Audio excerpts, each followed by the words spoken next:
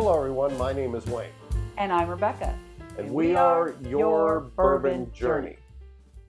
Saturday after breakfast, we decided to go ahead and travel on over to High Spirits. High Spirits is our local liquor store, and our favorite lady, Libby, works there. Walked in, and Rebecca was looking for the bottle that's in front of you, the Double Oaked. She said, it's over there in the corner. Rebecca went and doubled her way over and grabbed a bottle of it. And then we doubled our way out, and now we're going to go ahead and talk about this Double Oaked. Rebecca, please bring up the specifics of this Double. So yeah, let's talk a little bit about what this bottle is all about. The Woodford Double Oaked was released January 13th, 2025. It is a Kentucky straight bourbon whiskey. Typical Mashbill at Woodford is 72% corn, 18% rye, and 10% malted barley. While there's no age statement on this, the press release indicated that it was resting 5 to 7 years in the first barrel, then up to 2 years in a second barrel. It comes in at their typical 90.4 proof. This is a 700 milliliter bottle, and the MSRP is $199.99. We did purchase at High Spirits for $299.99.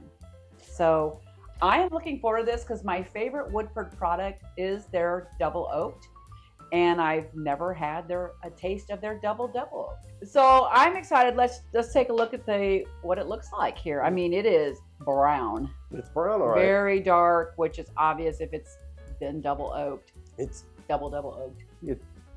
I think it's darker than mahogany. It's very dark, and it's almost it almost looks like coffee. Mm-hmm. It's really dark, and it's already got phenomenal legs forming on it. So that gives me some really hope for some great viscosity when we do taste it. Oh, great legs, great legs. Let's go ahead and smell it. Okay. Oh my goodness. First thing I got was chocolate. Well, first thing I got was butterscotch. Oh, and some like dark cherry. And of course, I'm getting some oak. I'm locked in on butterscotch. I mean, it's just got a luscious nose. It doesn't does. smell like a typical Double Oak. No. Usually the Double Oaks to me come off as very barrel forward, and this doesn't. No, this is hitting you with fruit and sweetness to start off. It's just an amazing nose. I'm really stunned.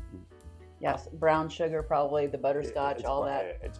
To me, the only thing I'm getting is butterscotch. That's not a knock on it, but that's what is just taking over my nose is butterscotch, and I love butterscotch. It's one of my favorites if I can find it. Shall we taste it? Nah, let's just sit here. Yes, of course we will taste it. To finally tasting a Double Oaked by Woodford. Cheers.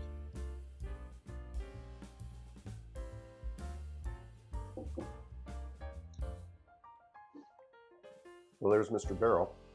Yeah, it definitely has a lot of wood notes right when it hits your palate. I don't think it's as sweet on the palate as it is on the nose. I'm getting coffee. Right? I was just going to say, it looks like coffee, and now I'm tasting coffee, like a really dark roast. I may have to throw this in my coffee maker tomorrow, and no. But this is, and that, remember I talked about the legs on it.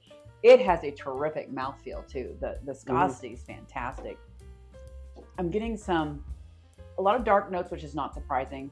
Some clove is kind of the spice I'm getting. I'm getting leather and tobacco. I definitely see that. I mean, as it sits and kind of resonates in my mouth a little bit, I'm feeling that. Well, let's go ahead and taste it for the finish, because Okay. I've already picked up a few notes there, but I want to be specific. Wow. Now that taste, I got butterscotch on the taste that time.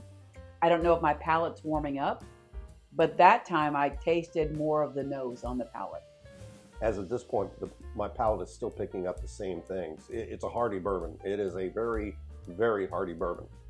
It's rich. Yeah. And I have to admit, I do like this more than the Double Oak. I'm not really a big fan of the Double Oak, but if I had to pick between the two, I would definitely pick this again, easily, probably every time. of the price, and I don't know what the price point is of the double oak off the top of my head, but I do think this is at $2.99. I do think this is worth having a bottle because it's a unique. I think it's a unique. It's flavor. just luscious. I mean, typically the double oak's under 100, and we've gotten a few barrel picks locally at our Chicken Clyde's restaurant, things like that, and those are normally around 75 or something. Okay. So that's what I thought. That's why I've always enjoyed double oak as it's kind of a winter bourbon for me because it's a little dark and stormy, as I like to say, and that's what I like to think of when it's on cool nights and afternoons and things. But this has some other notes to it besides that. It's not just an oak bomb. It has that luscious nose that makes you just want to jump in the bottle. It does. I mean, it's like amazing nose, and then it's got the palate follows up, and like I said, and I'm going to take another taste. 'Cause while we were talking, I forgot about talking about the finish. But with each sip, it's evolving, and I'm now getting some of those butterscotch notes on the palate, which I did not get on the first sip. And I'm getting some of that chocolate. The finish has the dark cocoa kind of a thing, more than chocolate. It's more of a cocoa. And like you said, the finish is very much leather, tobacco, dark cocoa. Not a spice bomb at all. No, it's very calm and luscious. Again, I keep using that word. I am getting coffee like I did before, and I'm getting leather, and I'm getting tobacco. I can kind of get what you're saying with the butterscotch. I kind of pick it up, but I don't think, not having it mentioned, I don't think I would think about it. But it's possible that it would eventually pop up. And it's almost like almost burnt butterscotch. Okay. You know, so it's not as sweet as, I mean, on the nose, it's incredibly sweet butterscotch. But on the palate, it's almost, you know, if you left it on the stove a little bit too long. And I'm not saying that's bad. It's really good.